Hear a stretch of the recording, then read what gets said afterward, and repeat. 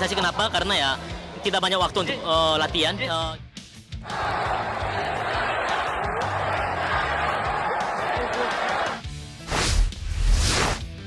Taktik dipertanyakan, tagar Patrick Clifford out menggema.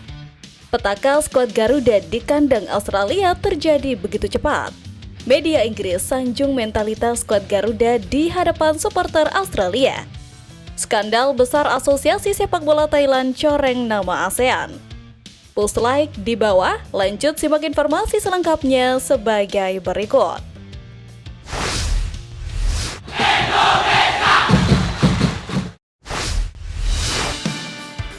Petaka skuad Garuda di kandang Australia terjadi begitu cepat. Perjuangan tak kenal lelah ditunjukkan timnas Indonesia ketika harus menelan kekalahan atas Australia di Sydney Football Stadium. Pada laga kali ini, Patrick Clifford melakukan sederet perubahan dalam penentuan starting 11 melawan pasukan Sukeros. Hal itu terlihat dari formasi khas Total Football 4-3-3 yang diterapkan di mana Kevin Dix, Michel Gars, Jay Itzels, dan Calvin Verdong membentuk benteng tangguh di depan Martin Piles. Di sektor gelandang, Nathan Chow dipercaya sebagai tandem Tom Hai dengan segala kejeniusannya untuk menopang Marcelino Ferdinand, sang playmaker. Sementara itu, kejutan terjadi di lini serang ketika Rafael Strike, Oleh Romney, dan Dean James diberi kepercayaan sejak menit pertama sebagai winger. Padahal di klub, Dean James kerap tampil sebagai bek kiri.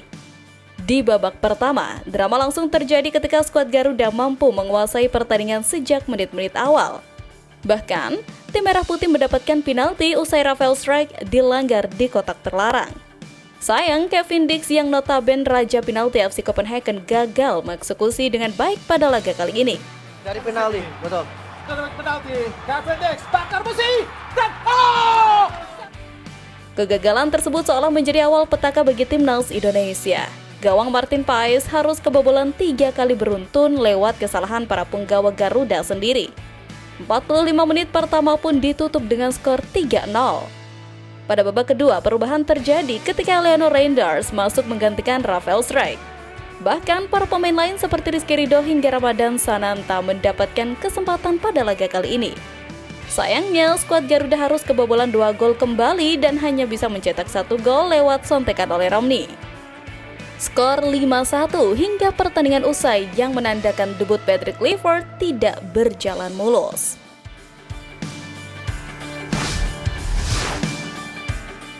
Taktik dipertanyakan, tagar Patrick Clifford out menggema.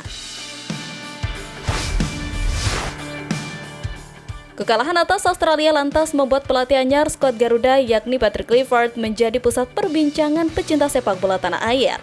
Tekanan yang begitu tinggi sebagai pengganti Sintayong nyatanya membuat tim Merah Putih gagal menorehkan hasil positif. Namun yang menjadi pertanyaan, pada laga kali ini Patrick Clifford tidak berani mengambil resiko atas taktiknya sendiri. Sempat menggunakan skema 4-3-3 di awal laga, faktanya skuad Garuda tampil dengan formasi 3-5-2 yang menjadi andalan Sintayong sebelumnya. Bahkan taktik tidak berjalan ketika Tom Hai underperform. Tom Hai kerap melakukan blunder hingga membahayakan pertahanan tim Merah Putih. Selain itu, para pemain seperti Rafael Strike bahkan Kevin Dix juga tidak bisa berbicara banyak.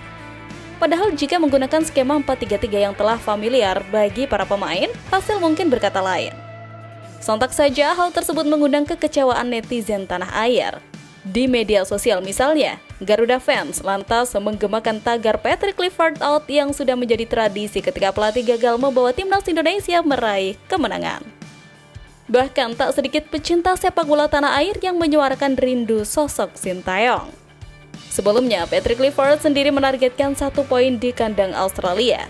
Dengan kegagalan tersebut, tentu pelatih asal Belanda tersebut akan bertanggung jawab pada laga berikutnya. Dengan kekalahan ini, perjuangan skuad Garuda untuk lolos otomatis ke Piala Dunia 2026 akan terasa berat. Namun, peluang tersebut masih terbuka jika mampu mengkandaskan Bahrain di Stadion Gelora Bung Karno. Harapannya, pada laga yang berlangsung 25 Maret mendatang, Patrick Clifford bersama tim pelatih dari Belanda mampu menunjukkan identitas taktik hingga membawa timnas Indonesia meraih kemenangan.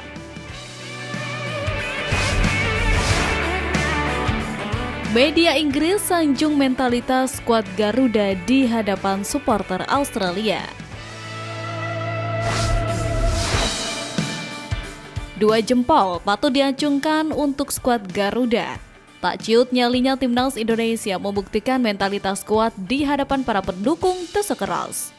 Atas aksinya itu, pasukan Patrick Clifford mendapat sorotan dari salah satu media Inggris. John Duerden dalam artikel mendalam untuk Guardian menyoroti persaingan ketat grup C, terutama Australia dan Indonesia. Pasalnya, Jepang sudah hampir tak terkejar dari kontestan lain. Lebih lanjut, media tersebut menyebut timnas Indonesia saat ini telah menjelma sebagai rival yang kuat Australia di perburuan tiket ke Piala Dunia 2026.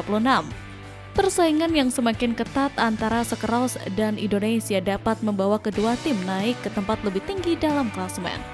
Tulis Duerden. Indonesia berubah menjadi tak kenal takut setelah Patrick Clifford memimpin untuk pertama kalinya di Sydney. Dan pertarungan kandang tandang di kualifikasi Piala Dunia semakin ketat. Ujar Duerden menambahkan. Duerden menilai ambisi Indonesia berbeda seperti sebelumnya. Tim Merah Putih punya mimpi lebih besar setelah mendatangkan banyak pemain naturalisasi dari Eropa. Menurutnya, Indonesia baru pertama kali lolos putaran ketiga kualifikasi, tetapi ambisi mereka tak seperti dulu lagi. Bisa dilihat dari hasil imbang 0-0 lawan Australia di Jakarta yang diraih dengan susah payah pada September lalu. Ia juga menyebut hasil itu membuat Graham Arnold mundur dari jabatan pelatih kepala Australia dan digantikan Tony Popovic.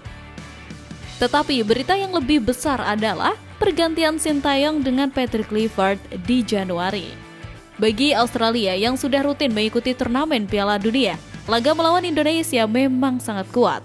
Namun meski begitu, setidaknya menandakan bahwa kedua negara tetangga itu dapat saling mendorong ke level yang lebih tinggi.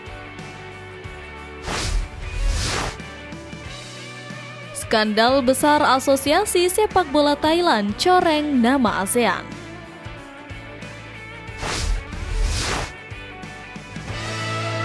Menjadi tajuk berita yang menghebohkan di kalangan ASEAN, Asosiasi Sepak Bola Thailand sedang menghadapi krisis besar. Skandal ini memicu kemarahan para penggemar dan pakar sepak bola Thailand, sekaligus menimbulkan pertanyaan besar tentang transparansi, tanggung jawab, dan masa depan sepak bola Thailand. Sebelumnya, setelah menjabat sebagai Presiden FAT pada 2024, Nual Pan Lam Sam atau yang lebih dikenal sebagai Madam Pang menemukan adanya kontrak kontroversial dan berusaha menegosiasikan pembelian kembali hak pengelolaan data sepak bola nasional. Hanya perusahaan Malaysia tersebut menolak menjualnya kembali, membuat FAT berada dalam posisi sulit dan meningkatkan kekhawatiran bahwa informasi taktis Thailand bisa terus dieksploitasi oleh lawan mereka.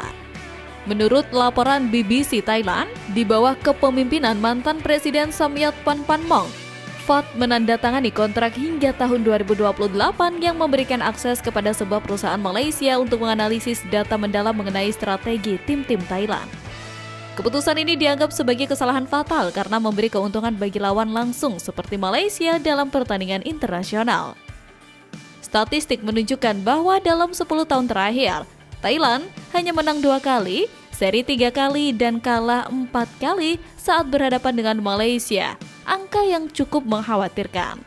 Dalam era sepak bola modern, analisis data memainkan peran penting dalam membangun strategi dan meningkatkan performa tim. Itulah mengapa tindakan FAT menjual informasi penting kepada pihak luar, terutama kepada negara rival seperti Malaysia, menimbulkan banyak pertanyaan tentang motif sebenarnya dan keuntungan yang didapat Thailand dari perjanjian tersebut. Kendati Madam Pang tidak secara langsung menyebutkan skandal penjualan data dalam pernyataannya, kondisi keuangan FAT yang buruk makin memperkuat dugaan bahwa keputusan-keputusan manajerial di masa lalu tidak dilakukan secara transparan. Skandal ini menjadi pukulan besar bagi sepak bola Thailand yang kini harus berjuang mengembalikan kepercayaan publik dan memastikan bahwa data strategis tim nasional tidak lagi disalahgunakan oleh pihak luar.